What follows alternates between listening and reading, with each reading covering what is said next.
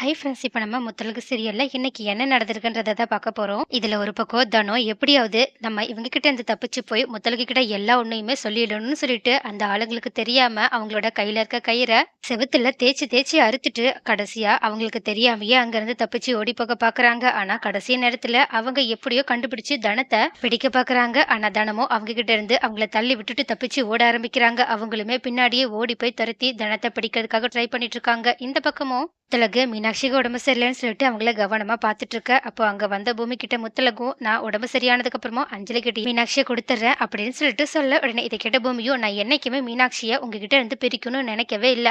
என்ன அந்த அஞ்சலி உங்ககிட்ட பிரச்சனை பண்ணக்கூடாதுன்றதுக்காக தான் நீங்க மீனாட்சி விட்டு கொஞ்சம் விலகி இருந்தா நல்லா இருக்கும்னு நான் சொன்னேன். ஆனா இதுக்கப்புறம் மீனாட்சி உங்களோட பொண்ணு, நீங்க எதை பத்தியுமே கவலைப்படாம எப்பவும் போலயே மீனாட்சி கூட இருங்க, நான் எதுவுமே சொல்ல மாட்டேன்னு சொல்ல உடனே இதை கேட்ட முத்தழகு ரொம்பவே சந்தோஷப்பட்டது மட்டும் இல்லாம பூமி அங்கிருந்து போனதுக்கு அப்புறம் மீனாட்சி கிட்ட ரொம்பவே சந்தோஷமா, இதுக்கப்புறமா நான் தான் உனக்கு எல்லாமே பண்ண போறேன். சாப்பாடு ஊட்டுறது, துணி போடுறதுன்னு சொல்லிட்டு எல்லா விஷயத்தையுமே உனக்கு நான் பார்த்து பார்த்து செய்ய போறேன்னு சொல்லிட்டு அவங்க கிட்ட கொஞ்சி விளையாடிட்டு அப்படியே அசந்து மீனாட்சியோட சேர்ந்து தூங்க ஆரம்பிச்சுட. அப்புறம் கொஞ்ச நேரம் கழிச்சு அங்க வந்த பூமியும் இந்த மாதிரி 2 பேருமே தூங்கிட்டு இருக்கத பார்த்துட்டு முத்தழகுக்கு பின்னாடி தலகாணி எல்லாம் வச்சுட்டு அவங்க மேல படுத்திருக்க மீனாட்சியை எடுத்து அவங்களும் கொஞ்ச நேரம் விளையாட ஆரம்பிக்கிறாங்க. ஆனா அப்ப பார்த்து அவங்களுக்கு ஒரு ஃபோன் கால் வந்துட்டு உடனே அந்த பக்கமா போய் அவங்க பேச ஆரம்பிக்க, அப்போ திடீர்னு இந்த பக்கம் முத்தழகு தூக்கத்திலிருந்து கண்ணு முழிச்சு தன்கிட்ட மீனாட்சி இல்லைன்றது தெரிஞ்சதுக்கு அப்புறமா ரொம்பவே பதட்டப்பட்டு வேகமா அந்த ரூமை விட்டு ஓடி மீனாட்சி மீனாட்சின்னு தேட போக, அப்ப கரெக்டா பூமியோ முத்தழகு தடுத்து நிறுத்திட்டு, முத்தழகு இங்க பாருங்க, மீனாட்சி என்கிட்ட தான் இருக்கா, நீங்க தூங்கிட்டீங்கன்றதுக்காக தான் நான் மீனாட்சியை வச்சுக்கிட்டேன்னு சொல்லிட்டு மீனாட்சியை காட்ட, உடனே பதட்டப்பட்டு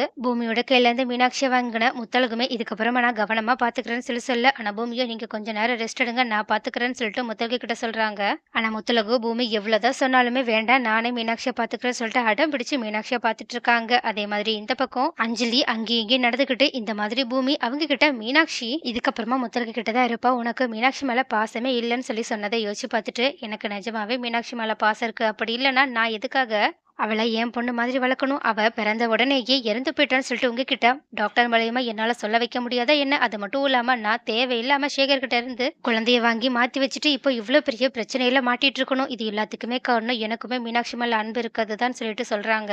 ஆனா இது எல்லாத்தையுமே அவங்களுக்கு அவங்களாவே சொல்லிட்டு இருக்க. அப்போ கரெக்டா அவங்களோட அம்மா ரெஜினா கால் பண்ணி இந்த மாதிரி தானோ அந்த ஆளுங்க கிட்ட இருந்து தப்பிச்சு ஓடி போன விஷயத்த சொல்ல, உடனே இதனால அஞ்சலி ரொம்பவே பதட்டப்படுறது மட்டும் இல்லாம உடனடியே அவங்கள நிறைய ஆள் போட்டு தேடுங்கன்னு சொல்லிட்டு நானும் வரேன்னு காணாம போன தனத்தை தேடுறதுக்காக அவங்களுமே பதட்டமா கிளம்பி போறாங்க. அதே மாதிரி இந்த பக்கம் பூமி முத்தழக ஹாஸ்பிட்டலுக்கு செக்கப்காக வர சொல்ல, ஆனா முத்தழகோ பூமி கிட்ட இல்லங்க, நான் இன்னைக்கு ஹாஸ்பிட்டல் வரல, நம்ம இன்னொரு நாள் போகலாம், இப்பதான் மீனாட்சியோட உடம்பு சரியாயிட்டு இருக்கு, எனக்கு என்ன இப்பவே செக்அப் பண்ணா உடனே ஞாபகம் வந்துட போதான்னு சொல்லிட்டு கேட்டுட்டு இருக்கா. அப்ப கரெக்டா அங்க வந்த ஸ்வர்ணமும் பேச்சியும் முத்தழகு ஹாஸ்பிட்டல் போக சொல்லிட்டு இருக்காங்க. ஆனா முத்தழகோ மீனாட்சியோட நிலைமை பத்தி எடுத்து சொல்லி, மீனாட்சி என்னை விட்டு இருப்பாளான்னு கூட தெரியல, அது மட்டும் இல்லாம நான் 1 மணி நேரம் எப்படி அவளை பிரிஞ்சு தனியா இருக்கிறது, என்னால அப்படிலாம் அவளை விட்டுட்டு போக முடியாதுன்னு சொல்ல உடனே இதை கேட்ட ஸ்வர்ணமும் முத்தழகு கொஞ்சம் கில்ட்டியா ஃபீல் பண்ற மாதிரி பேச ஆரம்பிக்கிறாங்க. உடனே இதை கேட்ட முத்தழகும் ஸ்வர்ணம் பிளான் போட்டபடியே சரி நான் ஹாஸ்பிட்டலுக்கு செக்அப்காக வரேன்னு சொல்லிட்டு அவங்க ரெடியாகி கிளம்ப போக, அப்ப இதை பார்த்துட்டு பூமியும் ஸ்வர்ணத்துக்கிட்ட ரொம்பவே அவங்க முத்தழகு கிட்ட பேசினதை சொல்லி காட்டிட்டு காமெடி பண்ணி சிரிச்சிட்டு இருக்காங்க.